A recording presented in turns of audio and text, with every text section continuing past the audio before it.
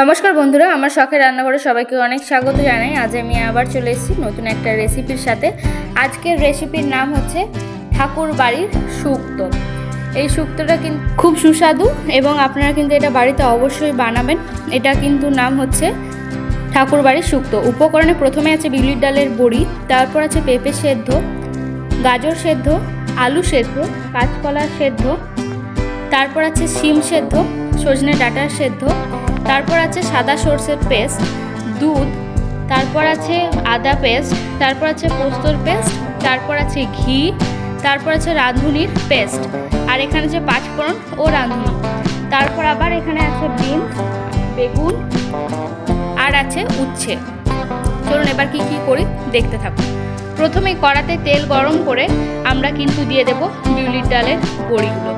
বিউলির ডালের বড়িটা কিন্তু এইভাবে লাল লাল করে আপনাদেরকে ভেজে নিতে হবে। তারপর আমরা কিন্তু নুন আর হলুদ মাখিয়ে বেগুনটাকে ম্যারিনেট করব বা একটু মাখিয়ে নেবেন। তারপর কিন্তু আমরা এটাকে তেলে ভেজে নেব ভালো করে।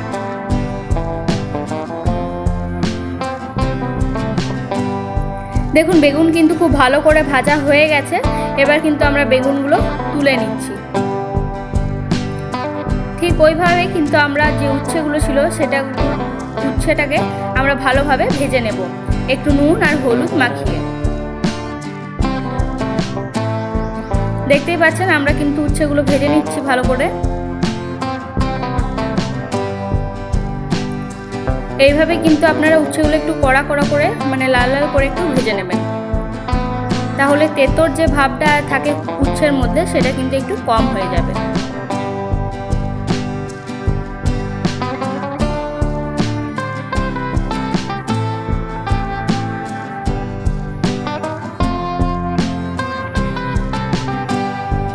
দেখুন আমরা কিন্তু উচ্ছেটাকে খুব ভালোভাবে নেড়ে নিচ্ছি এবং ভেজে নিলাম। পুরো উচ্ছে কিন্তু ভাজা আমাদের কমপ্লিট, তুলে নিলাম। তারপর আবার কড়াটা ধুয়ে আমরা তার মধ্যে 2 থেকে 3 চামচ ঘি অ্যাড করে দিলাম। তার মধ্যে অ্যাড করছি পাঁচফোড়ন ও রাঁধুনি। তারপর একটু ভালোভাবে ঘিয়ের মধ্যে পাঁচফোড়ন ও রাঁধুনিটাকে একটু ভালোভাবে নেড়ে নেব ঘিয়ের মধ্যে। তারপর আমরা অ্যাড করব বিনস। যে বিনসগুলো রেখেছিলাম সেটা বিনসগুলো অ্যাড করে আগে ভালোভাবে ভেজে নেব। তারপর আমি আরও সবজিগুলো এখানে অ্যাড করব। তাই প্রথমেই বিনসগুলো ভালোভাবে কিন্তু ভেজে নেবেন।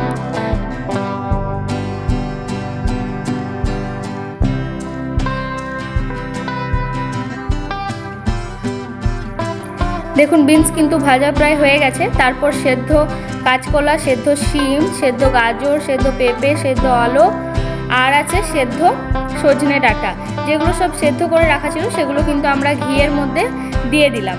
দেওয়ার পর কিন্তু আপনারা ভালোভাবে সেটাকে নেড়ে নেবেন বা একটু ভাজা ভাজা করে নেবেন।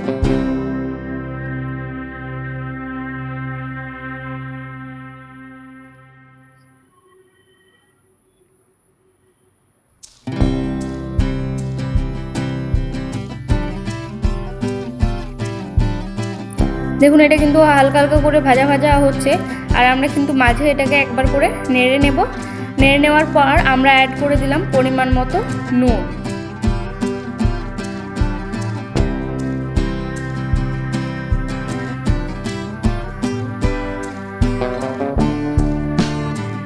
নুন অ্যাড করার পর আমরা একটু নেড়ে নেব ভালো করে।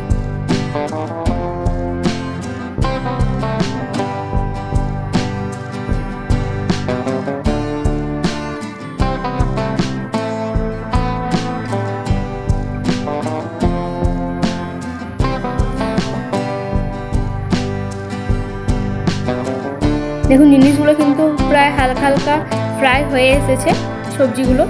তারপর আমরা দিয়ে দিলাম আদার পেস্ট, 2 চামচ আদার পেস্ট দেওয়ার পর আরও ভালো করে কিন্তু আমরা নেড়ে নেব পেস্টের সাথে সবজিগুলোকে। তারপর এখানে আমরা অ্যাড করছি রাঁধুনির যে পেস্ট ছিল সেটা কিন্তু আমরা এখানে অ্যাড করে দিলাম। অ্যাড করার পর দেখুন আরও ভালো করে কিন্তু আমরা নেড়ে নিচ্ছি। এই যে রাঁধুনির সেন্টটা বন্ধুরা, এটা কিন্তু খুব ভালো একটা সেন্ট বেরোবে, এটা ফ্লেভারটা খুব ভালো আসবে। আপনারা কিন্তু যখন টেস্ট করবেন খুব ভালো। রাঁধুনিটা যখনই আমি তেলে রাঁধুনি আর ফোড়নটা দিলাম সেটার সেন্টটা অপূর্ব। তা আপনারা এটা কিন্তু অবশ্যই বাড়িতে ট্রাই করবেন। তারপর একটু নেড়ে নেওয়ার পর রাঁধুনি দেওয়ার পর আমরা যখন একটু নেড়ে নিলাম, তারপর আমরা একটু স্বাদ ব্যালেন্স করার জন্য একটু পরিমাণ চিনি দিয়ে দিলাম। দেওয়ার পর কিন্তু আমরা আরও ভালো করে এখন নাড়িয়ে নিচ্ছি।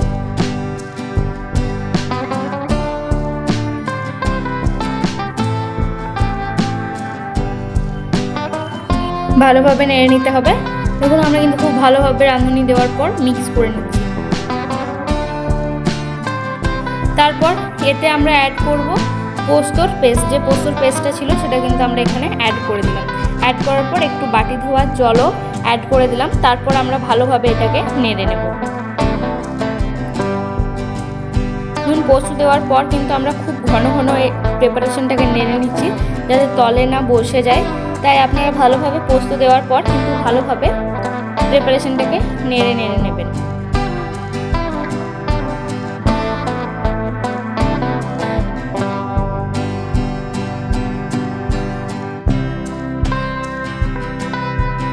আমাদের রান্নার প্রিপারেশন কিন্তু প্রায় হয়ে এসেছে।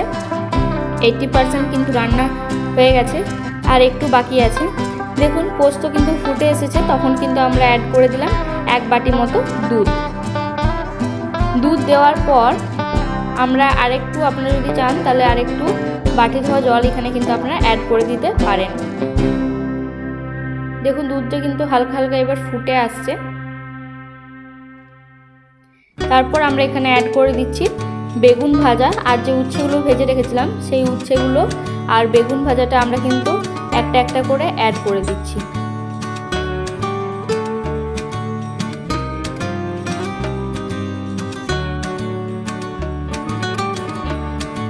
আর তার সাথে একটু বাটি ধোয়া জল আমরা এখানে অ্যাড করে দেব।